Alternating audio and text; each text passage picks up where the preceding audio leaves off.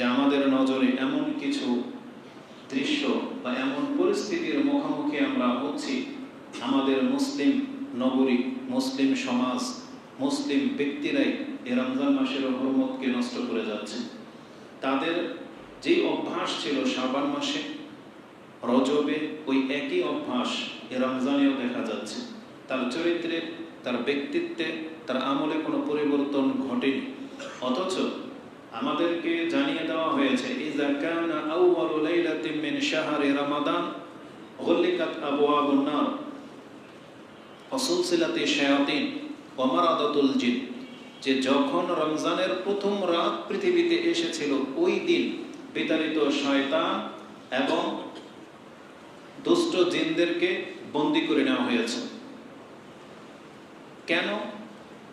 কারণ বিতাড়িত শয়তান, দুষ্ট জিন, এই শয়তান প্রকৃতির সৃষ্টিটাই মানুষকে আল্লাহ সুবহানাহু ওয়া তাআলার পথে আসতে বাধা দান করে।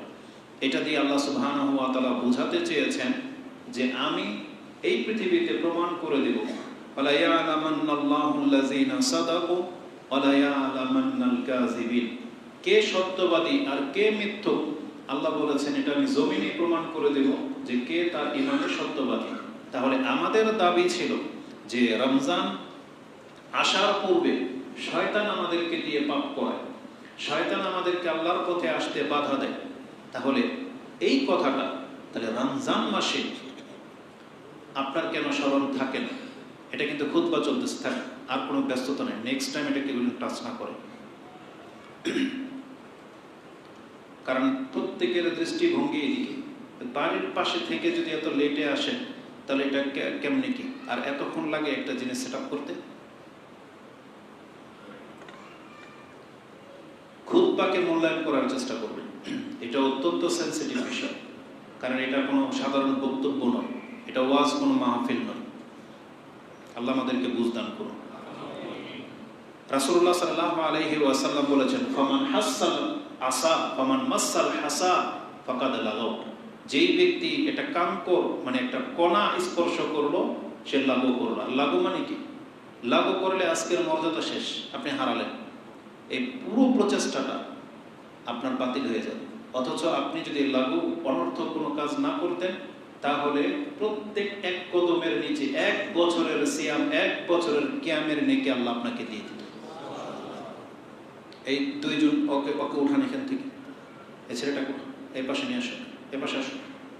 জুমার খুতবায় কথা বলতে হয়, তোমার কথা বলতেছে কেন?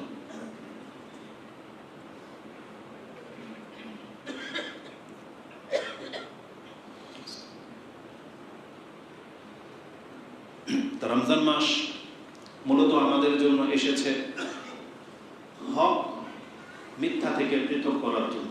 কারণ আল্লাহ সুবহানাহু ওয়া তাআলা কোরআন নাযিল করেছেন, এই কথাটাই বলেছেন, হুদাল লিন-নাস ওয়া বাইয়িনাতিন মিনাল হুদা ওয়াল ফুরকান। কোরআন দেওয়া হয়েছে মানুষকে হেদায়েতের জন্য, আর এই কোরআন মানুষকে ফুরকান, ফুরকান মানে হচ্ছে সত্য এবং মিথ্যার মাঝে পার্থক্যকারী নির্ণয় করা বস্তু, যেটা সত্য এবং মিথ্যাকে পার্থক্য করা যায়। তাহলে ওটা নাজিল হয়েছিল রমজান মাসে। অতএব এই রমজানে আল্লাহ সুবহানাহু ওয়া তাআলার প্রকৃত বান্দা কারা, এটা ছাকা হচ্ছে। চালেন না, আটা চালে না, আমাদের মা বোনরা আটা চালে, চাউল চালে, যেটা চালনি দিয়ে চালা হয়, যেটা ফেলে দেওয়ার সেটা ফেলে দেওয়া হয়, আর যেটা নিয়ে নেওয়ার নিয়ে নেওয়া হয়। আল্লাহ সুবহানাহু ওয়া তাআলা কিন্তু এই রমজান মাসে তার বান্দাদেরকে নিয়ে নিচ্ছেন, যাদেরকে ফেলে দেওয়ার ফেলে দিচ্ছেন। এটা আপনি প্রক্ষেপ করছেন না, বরং আমাদেরকে যে আল্লাহ সুবহানাহু ওয়া তাআলা বলেছেন যে আমাদেরকে পরীক্ষা করা হবে প্রতি মুহূর্তে, এগুলো কিন্তু পরীক্ষা। এই রমজান একটা পরীক্ষা। এই জন্য যারা এটাকে খুব হালকাভাবে নিয়েছেন, খুব গুরুত্বের সাথে আপনাকে নিতে হবে যে এটা রমজান বাকি থাকতে আপনাকে আমাকে শুধরাতে হবে, আমাদের চরিত্রকে চেঞ্জ করতে হবে। কারণ রমজান এসেছে আমাদের চরিত্রকে পরিবর্তন করার জন্য। কারণ আল্লাহ বলেছিলেন, কুতিবা আলাইকুমুস সিয়াম কামা কুতিবা আলাল্লাযিনা মিন ক্বাবলিকুম লাআল্লাকুম তাত্তাকুন, যাতে তোমরা পরহেজগার হতে পারো। কিন্তু অধিকাংশ মানুষের মাঝে সেই পরিবর্তনটা দেখা যাচ্ছে না। যেমনটা বললাম, এক তো সিয়াম রাখে না, উপরন্তু আমরা রাস্তাঘাটে দেখতে পাই চায়ের দোকানগুলা, সিগারেটের দোকানগুলো এখন পর্যন্ত ওপেনই আছে। তারা প্রকাশ্যে এর ভিতরে সিগারেট খাচ্ছে, চা খাচ্ছে, ঘরের মধ্যে এখনো আপনার সেই টিভি অন, যেটা গত মাসেও ছিল, এখনো মোবাইলে আপনি ওই গানই শুনতেছেন, অথচ আপনি বলে সাইন না, এটা মোটেও কাম্য নয়। বরং এই রমজান মাসের হরমত, বৈশিষ্ট্য এতটা গুরুত্বপূর্ণ একটা ব্যাপার, এটাকে তুলে ধরতে আমি আপনাকে একটা ফিকহের একটা মাসলা পেশ করব। ফিকহ মানে এটা আপনি মানে সরাসরি দলিল খুঁজে পাবেন না, তবে আলেমদের দৃষ্টিভঙ্গি, দলিলের ভিত্তিতে তারা একটা মাসলা পেশ করেছেন ফিকহের কিতাবে, যে আল্লাহ সুবহানাহু ওয়া তাআলা তো রমজান মাসে সিয়াম রাখা বাধ্যতামূলক করেছেন। দিনের বেলায় সহবাস করা যাবে না, দিনের বেলায় পানাহার করা যাবে না, দিনের বেলায়। তাহলে একজন ব্যক্তি যদি অসুস্থ হয়ে যায়, এটা তার একটা উযর, এটা তার একটা ত্রুটি। সে যদি সফরে চলে যায়, তাহলে মুসাফির হওয়াটা তার একটা ত্রুটি বা একটা কজ, উযর।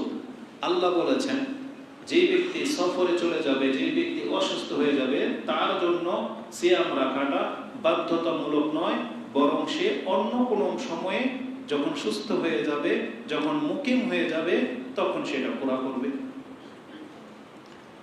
এখন ফিকহের মাসলাটা হলো, যেই ব্যক্তি সফরে ছিল, আজকে সকাল 10টা বাজে তার বাড়িতে এসে পৌঁছেছে, সে তো এখন তখন মুসাফির ছিল, এখন তার মুসাফির না, সে বাসায় চলে আসছে। তাহলে এই ব্যক্তি তো সিয়াম রাখে নাই, কারণ সে মুসাফির ছিল, এখন মুকিম হয়ে গেছে। তাহলে এই ব্যক্তিকে এখন তার বাসায় সারাদিন খেতে পারবে? সে কি সহবাস করতে পারবে? যেই স্ত্রীর হায়েজ ছিল রমজান মাসে, দিনের বেলায় বন্ধ হয়ে গেছে, এখন সে পাক গোসল করে সালাত আদায় করতেছে, এখন কি তার স্বামী তার সাথে সহবাস করবে? সে কি এখন খাবে? এই যে বিষয়টা, যে বাকি দিনটা সে কি করবে? সুবহানাল্লাহ। ফিকহের মাসলা হচ্ছে, এই মহিলা, এই ব্যক্তি সারাদিন সায়েম ব্যক্তির মতোই কাটাবে, তার জন্য সহবাসও জায়েজ নাই, খাবার পানিও জায়েজ নাই।